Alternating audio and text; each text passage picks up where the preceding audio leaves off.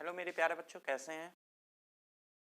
जैसा कि हम लोग आपने देखा कि अभी तक जैसा कि हम लोग सीक्वेंस एंड सीरीज टॉपिक पढ़ रहे थे, जिसमें एपी पढ़ा, जीपी पढ़ा और एचपी पढ़ा।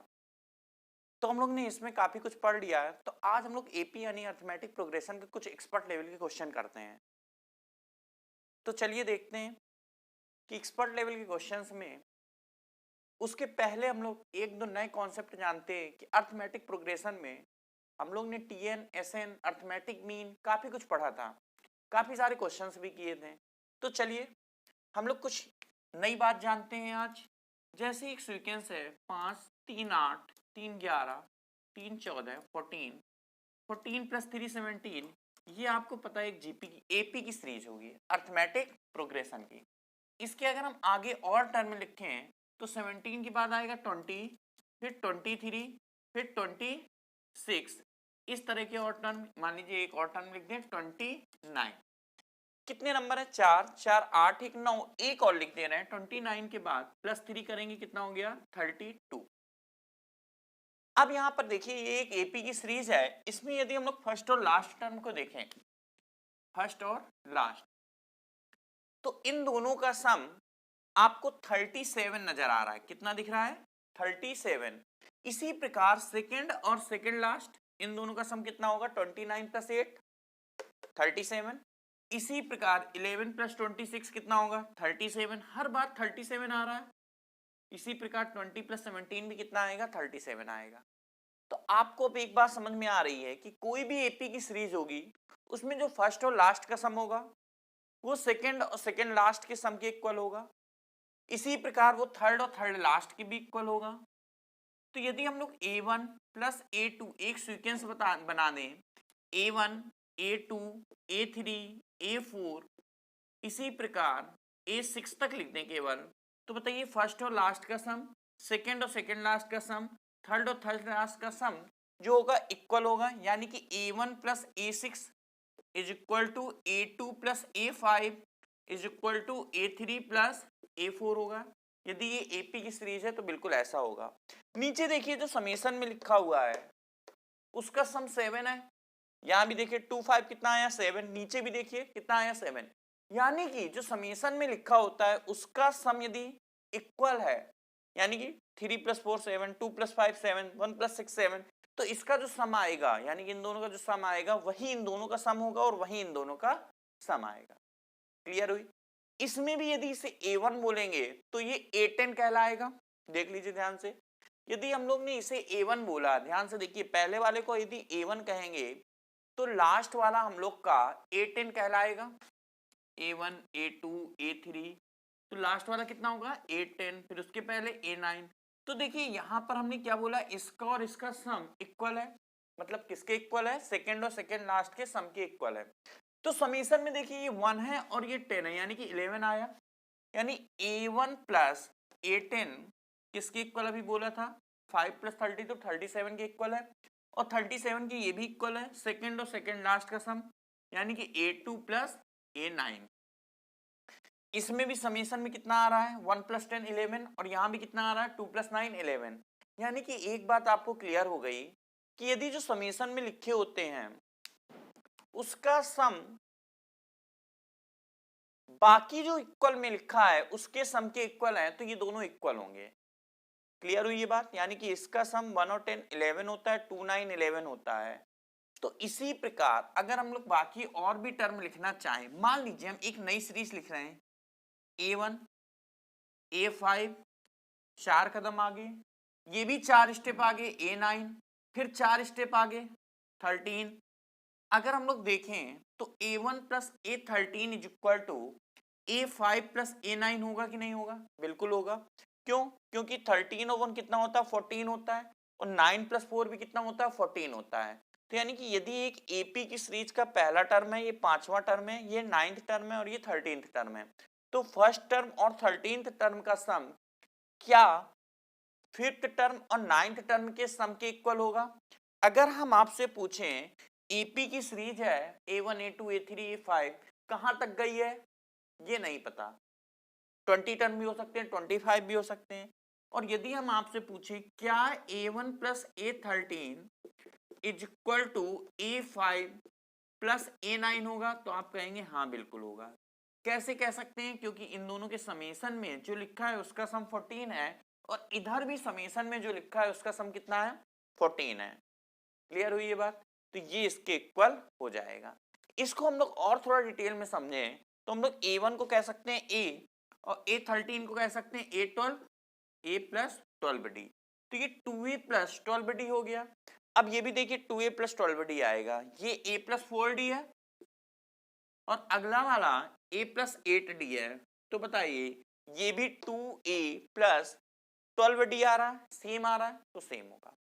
इसीलिए A1 plus A10 A2 plus A9 के इक्वल होता है, क्योंकि ये A हो गया और A10 A प्लस 9D हो गया। इसी प्रकार A2 A प्लस D हो गया, तो A9 कितना होगा? A प्लस 8D हो गया। बताइए इक्वल दिख रहा है आपको? 2A प्लस 9D ये भी है, 2A प्लस 9D ये भी है। तो एक बात क्लियर हो गई कि यदि आप कोई भी एपी की सीरीज बनाएंगे तो उसमें जो समेशन में लिखे होते हैं उसका सम बाकी जो दो टर्म होते हैं उसके सम आप लिखेंगे, तो उसमें जो समेशन में दो ही लिखना है, 3 टर्म नहीं लिखना है, 2 ही टर्म की बात चल रही है। इसका समेशन भी सेम है, इसका समेशन भी सेम है, तो बाकी दो टर्म में अगर समेशन का सम इसके इक्वल है तो वो दोनों नंबर का सम इक्वल होता है, यानी कि ये और ये दोनों इक्वल हो। इसी प्रकार ये भी इक्वल हो गया क्योंकि समेशन में यहाँ से यहाँ। तो इस तरह से हमने एग्जाम्पल देके आपको ये बताया। इतनी बात क्लियर हो गई? चलिए अब क्वेश्चन स्टार्ट करते हैं इसमें। तो आज हम लोग कुछ एक्सपर्ट लेवल के क्वेश्चन करते हैं जहां इसकी जरूरत पड़ेगी। क्लियर है? चलिए पहला क्वेश्चन है कि A1 से लेके AN, फर्स्ट क्वेश्चन देखते हैं। A1 A2 A3 AN ये AP में है और A1 plus A4 plus A7 आगे लिखा तो डैश डैश डैश है, पर इसे हम लोग कंप्लीट कर सकते हैं क्योंकि लास्ट टर्म A16 है, ये कोई बहुत बड़ी वैल्यू नहीं है, 114 लिखा है। अब आपसे पूछ रहा है A1 plus A6 plus A11 plus A16 कितना होगा, ये आपसे पूछ रहा है। क्वेश्चन आप देख लीजिए ध्यान से, फिर हम लोग आगे बढ़ेंगे। क्वेश्चन आप ध्यान से देख लीजिए फिर आगे बढ़ते हैं। अब एक सिंपल वाला मेथड, नॉर्मल मेथड जिसे बेसिक मेथड कहते हैं, सॉरी, A1 को A लिखिए और A4 यानी कि AP की सीरीज का जो फोर्थ टर्म होगा वो A प्लस 3D होगा और A7 को A प्लस 6D लिखेंगे। इसी प्रकार जो अगला नंबर होगा हम इसे फिल कर दें पूरा पूरा। तो बताइए इसके बाद 1 और 3 4, 4 3 7 और 7 3 10 यानी कि A10 होगा और 10 प्लस 3 13, A13 होगा, फिर लास्ट में क्या है? A16। ये सीरीज है। अब ये A plus 3D A plus 6D A plus 9D A plus 12D A plus 15D, तो 6A क्योंकि सभी से A मिला तो 6A प्लस जो D वाला टर्म है वो कैलकुलेट करना पड़ेगा, 3D plus 6D plus 9D plus 12D plus 15D सबको ऐड करना पड़ेगा। फिर इसी प्रकार इसको भी लिखना पड़ेगा, ये A है, A प्लस 5D है, A प्लस 10D है, A प्लस 15D है, तो 4A प्लस समथिंग D आएगा, उसकी वैल्यू कैलकुलेट करनी पड़ेगी। उसी से कुछ ना कुछ आ जाएगा, उसी के अकॉर्डिंग और आपको आंसर मिल जाएगा, लेकिन ऐसा करने में आपको काफी टाइम लगेगा। अब आपके सामने ये क्वेश्चन है, आप तुरंत आंसर 30 सेकंड के अंदर आप कैसे इसका आंसर दे सकते हो, समझिएगा। आपने देखा कि इसका और इसका सम इसके और इसके सम के इक्वल होगा और इसका और इसका जो सम है वो इसके और इसके सम के इक्वल होगा। कैसे पता? ये अभी हम लोग देख चुके हैं, समझ चुके हैं। क्या हम लोग ने समझा था कि जो समेशन में लिखा है, सफिक्स में लिखा है, जो सफिक्स में लिखा है, क्या लिखा है? 1 और 16, जो सफिक्स में लिखा है उसका सम है 17, तो इसी प्रकार 4 प्लस 13 कितना होगा? 17, और ये भी कितना होगा? 7 प्लस 10 17। तो जो सफिक्स में लिखा है उसका सम यहाँ 17 है, ये भी 17 है और इन दोनों का सम भी 17 है, तो इसकी वैल्यू और इन दोनों के सम की वैल्यू और इन दोनों के सम की वैल्यू इक्वल होगी। यानी कि A1 प्लस A16 को यदि हमने x सेलेक्ट किया तो A4 प्लस A13 भी x होगा और A7 प्लस A10 भी x होगा, इज इक्वल टू 114 है। तो 3x 114 है, 3x इज इक्वल टू 114 है, तो बताइए x की वैल्यू कितनी आ गई, 3 से कैंसिल करेंगे कितना आ जाएगा, 3 इंटू 3 यानी कि 3 आया, 8 आया, कितना आया 38। क्लियर, इतना कितना आया 38 आ गया। 3 आएगा 2 बचेगा तो 24, 3 इंटू 8 24। क्लियर है। अब यहां देखिए a1 प्लस a16 को हम लोग ने x सेलेक्ट किया था, इसको क्या लेट किया था x, तो ये तो x लिख देंगे। अब बताइए a6 प्लस a11 भी तो x होगा, क्योंकि इनके भी जो सफिक्स में लिखा हुआ है उनका सम 17 है, तो 11 प्लस 6 कितना हो गया 16, 17, ये भी 17 था तो ये भी x हो जाएगा। तो ये आपसे पूछ रहा है, यानी कि 2x आपसे पूछ रहा है, कुल मिला के ये क्वेश्चन है। अब x आपको पता है 38 है, तो बस x की वैल्यू 38 पुट कर दीजिए, आंसर कितना आ गया 76। क्लियर है इतनी बात। यानी कि आपने तुरंत देख लिया इसको कि अगर आप ध्यान से देखें तो बिना पिन चलाए भी आंसर दे सकते थे। कैसे, आप कहते हैं इन दोनों के सफिक्स में जो लिखा है उसका सम 17 है, इसमें भी 17 है, इसमें भी 17 है, यानी कि ये x सेलेक्ट करेंगे तो ये भी x हो गया, ये भी x हो गया, 3x = 114 है, ये दिख रहा है आपको साफ साफ। 3x = 114 है तो x आपको पता चल रहा होगा 38 है, इसको आपको 3 से कैंसिल करना पड़ेगा तो 38। अब 38 आने के बाद यहां भी दिख रहा है 1 + 16 लिखा है तो ये x था, तो ये बताइए 6 और 11 का सम सफिक्स में जो लिखे हैं इनका सम 17 है, तो यानी कि ये भी x हो जाएगा, तो यानी कि 2x पूछ रहा है, x 38 कैलकुलेट कर चुके हैं तो 2x कितना आ जाएगा इसका डबल यानी कि 76। इस तरह से आप आंसर देंगे तो वो आपको जो कैलकुलेशन ज्यादा हो रही थी वो आपको नहीं पड़ेगी। क्लियर है। अगर आपको ये कॉन्सेप्ट आज वाला क्लियर है तो ऐसे क्वेश्चन बड़ी आसानी से हो जाएंगे। चलते हैं नेक्स्ट सेकंड क्वेश्चन देखते हैं।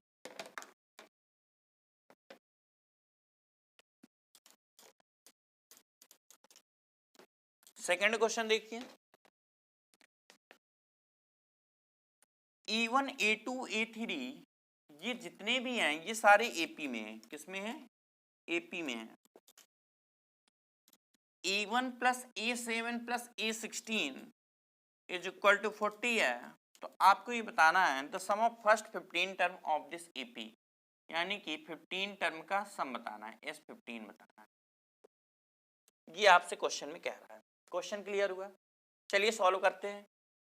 इसमें देखिए A1 को यहां तो ऐसा कुछ दो दो के पेयर दिख नहीं रहे जैसा पिछले क्वेश्चन में दिख रहा था, तो यहां पर 3 ही टर्म है, तो हम लोग सिंपल तरीके से लिख सकते हैं। कितना लिख दें इसमें कि A1 में A लिख दीजिए, A17 को A+6, A7 को A+6D लिख दीजिए और A16 को A+15D लिख दिया, इज इक्वल टू कितना हो गया 40।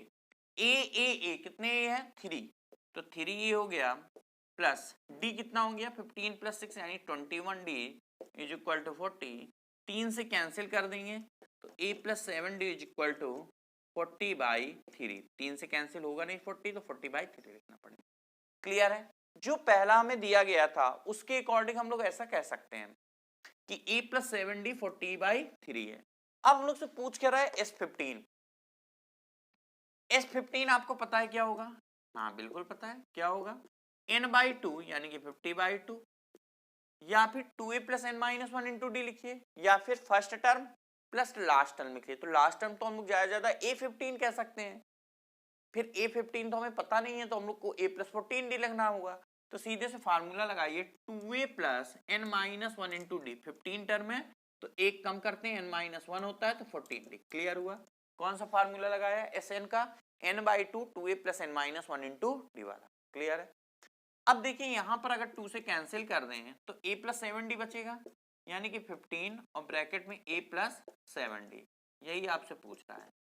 क्लियर हो गया। 2 से कैंसिल कर दिया, कॉमन लेके यहां से 2 कॉमन आ जाएगा और वो कैंसिल हो गया। तो अब यहां देखिए A+7D हम लोग को पता है 40/3 है, तो A+7D की जगह आपको क्या रखना है 40/3 रखना है, तो बस 40/3 रख दीजिए और आपका आंसर आ जाएगा कैलकुलेट करने पर।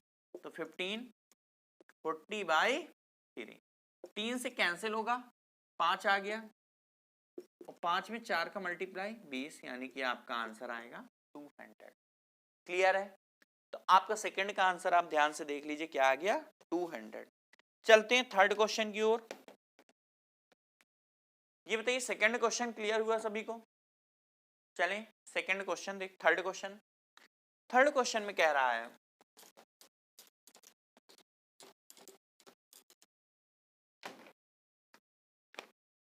A1 से A30 तक AP में है, A1 A2 A3 ये सारे नंबर A30 तक किसमें है, AP में है। S इज इक्वल टू, थोड़ा खतरनाक क्वेश्चन है, ध्यान से देखिएगा। I is equal to 1 to 30 AI and T is equal to, इसको हम आगे लिख देंगे इसलिए T नीचे लिख रहे हैं।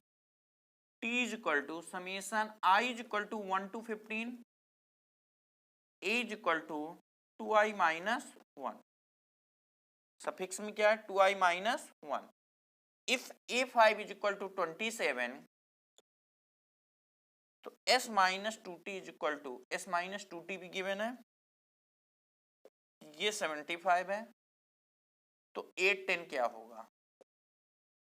क्वेश्चन देखिए, थोड़ा सा खतरनाक क्वेश्चन है, ध्यान से देखिए, अगर आप समझेंगे बड़ी आसानी से समझ में आ जाएगा। पेशेंस के साथ इस क्वेश्चन को करना होगा, एक्सपर्ट लेवल का क्वेश्चन है, एडवांस क्वेश्चन है, तो थोड़ा समझ के चलेंगे कि S minus 2t is equal to 75 दिया है, A प्लस 4d से बोलेंगे, A प्लस 4d 27 गिवन है।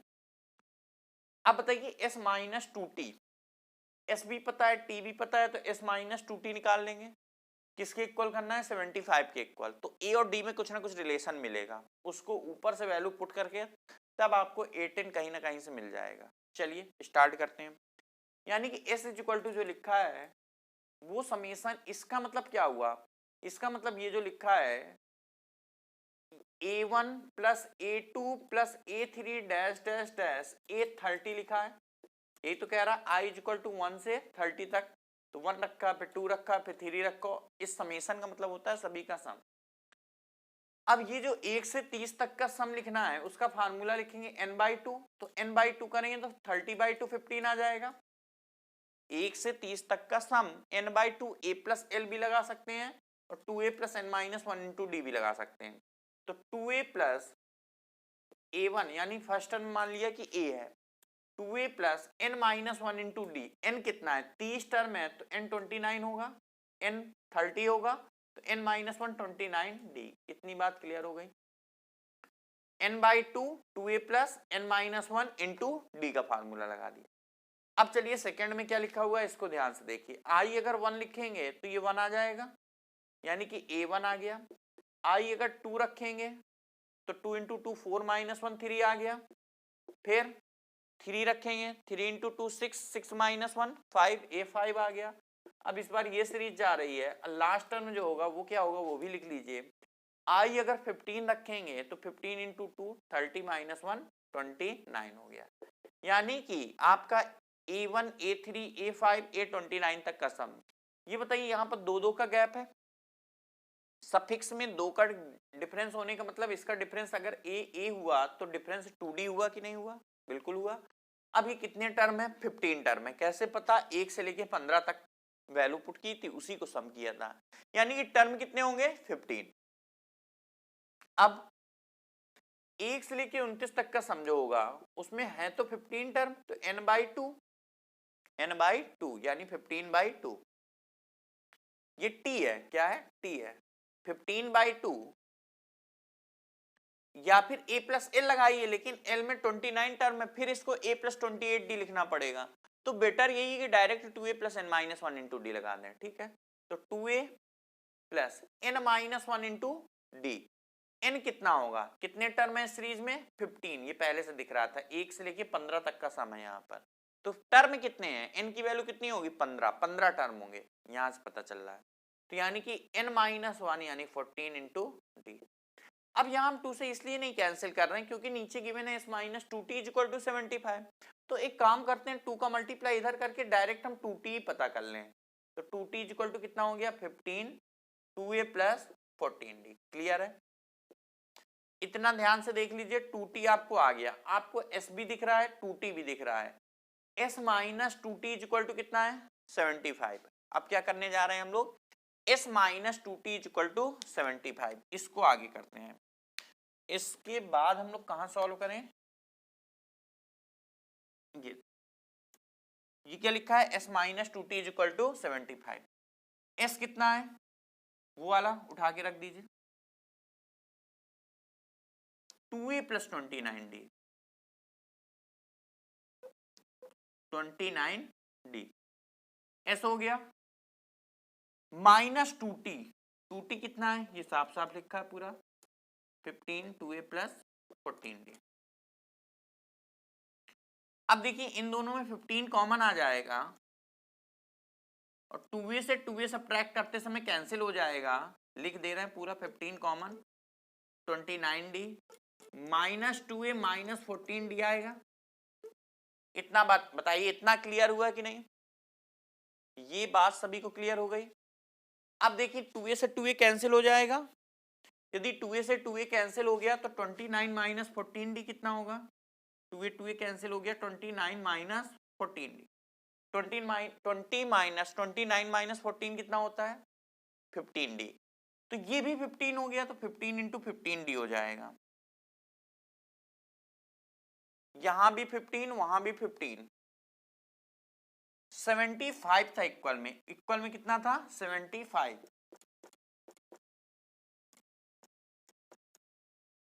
अब देखिए 15 से 75 यहीं पर पहली लाइन में दूसरी लाइन में कैंसिल कर सकते हैं, तो 15 से 75 कैंसिल कर दीजिए, 15 से 75 5 आ गया। अब 29 माइनस डी करेंगे, 29 माइनस 14d करेंगे तो 15d आ रहा था, तो 15d इज इक्वल टू 5, तो दिख रहा है d इज इक्वल टू, कहीं कुछ गड़बड़, 15d इज इक्वल टू 5, तो d is equal to 1/3, d is equal to 1/3, s minus 2t, s की वैल्यू कितनी है, s की वैल्यू कितनी है 15 2a प्लस 29d, 2t कितना आया था 2 का मल्टीप्लाई किया था तो 2t पूरा पूरा ये आ रहा था, 15 कॉमन लिया, 2a से 2a कैंसिल हो गया, 29 माइनस 14 होता है 15d, तो ये 15d बचा, तो 15 into 15d is equal to 75। कहीं कुछ गड़बड़, 1 से लेके 30 तक का sum n/2 2a plus n minus 1 into d, clear है। इसमें कितना था t इज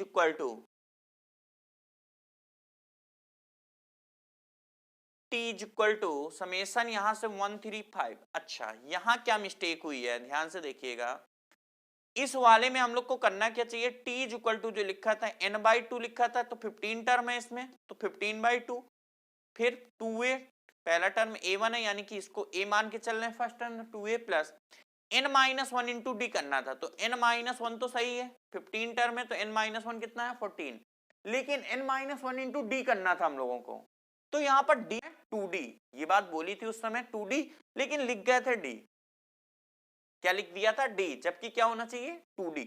तो ऐसी मिस्टेक आप बिल्कुल मत करिएगा कि यहां पर हम लोग d लिख गए थे लेकिन d ना होके कितना होगा 2d होगा, क्लियर है। n minus 1 n minus 15 term थे इस सीरीज में, तो n माइनस 1 14 हो गया, 15 माइनस 1 14 इंटू डी ना हो के यहाँ पर डिफरेंस 2d का है तो 2d होगा, तो 2d होने की वजह से ये हो जाएगा 28d, कितना हो गया ध्यान से देखते जाइए 28d।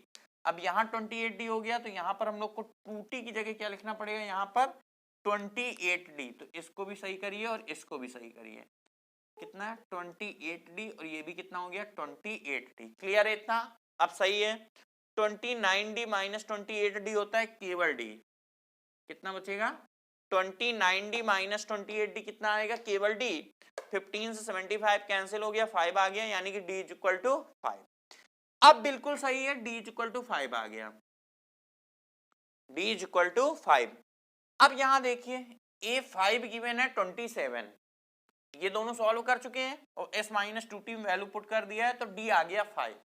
अब d तो मिल गया लेकिन a भी मिलना चाहिए क्योंकि हमें चाहिए a प्लस 9d, तो ये क्या लिखा है a5 क्या है, a5 क्या है a प्लस 4d है, इसको हटा रहे हैं a5 a plus 4d, a plus 4d 27 है और d आपको दिख रहा 5 है, अगर यहाँ 5 रखेंगे तो 5 इंटू 4 20, कितना हो गया ये 5 इंटू 4 20, तो e इज इक्वल टू 7 हो जाएगा, क्लियर है सभी को। डी 5 है तो 5 इंटू 4 20, 27 माइनस 27, तो ए इज इक्वल टू कितना आ गया 7। तो यहां से ए इज इक्वल टू कितना आ गया 7। अब आपको ए भी पता है और डी भी पता है, डी 5 है ए 7 है। अब आपसे यहां कुछ भी पूछता है, यानी कोई भी टर्म पूछता तो आप बता लेते कि नहीं? बिल्कुल बता लेते हैं। A10 पूछ रहा है, क्या पूछ रहा है? A10। तो अब A10 क्या होगा ये समझते हैं। A10 होता है A प्लस 9D, और A कितना है 7 और D कितना है 5। तो A की जगह 7, A की जगह 7 और D की जगह 5, यानी कि 45 प्लस 7 52। क्लियर है? तो आंसर आएगा 52। तो ये एक एक्सपर्ट लेवल का क्वेश्चन था, काफी अच्छा क्वेश्चन था, जिसमें आपको S गिवन था, T गिवन था, A5 गिवन था, S माइनस 2T गिवन था, चार चीजें गिवन थी। और ये तो बता ही रहा था कि ये टर्म जो है वो AP में है। उसके बाद आपसे A10 पूछा, तो देखिए हम लोग ने S और T को कैसे सॉल्व किया। S और T की जगह हम लोग ने 2T निकाल लिया, क्योंकि हम लोग को S माइनस 2T 75 के इक्वल करना था। तो S हमें दिख गया डायरेक्ट, वो T की जगह ये, तो 2T आ गया यहां से इतना। तो S minus 2T value put कर दिया, 75 के इक्वल किया, तो हम लोग को D मिल गया। क्या मिल गया? D। अब एक चीज और दिया है ST में एक रिलेशन, इसके अलावा हमें A5 गिवन था। A5 क्या होता है? A प्लस 4D, और कितना है D 5, तो D को 5 पुट कर दिया, ये 20 हो गया, तो A आ गया 7, यानी कि इससे A आ गया, बाकी इन तीनों से D आया। क्लियर है? तो A और D दोनों मिल गए। अब जो पूछ रहा आपसे A10, तो A प्लस 9D होता है, वैल्यू पुट कर दिया, आंसर आ गया। क्लियर है? तो जब भी इस टाइप के क्वेश्चंस आएंगे आपको पूरा इस तरह से डिटेल में करना पड़ेगा। आगे बढ़े, चलते हैं नेक्स्ट क्वेश्चन की ओर। क्वेश्चन नंबर 4th भी बढ़िया क्वेश्चन है। Question number 4,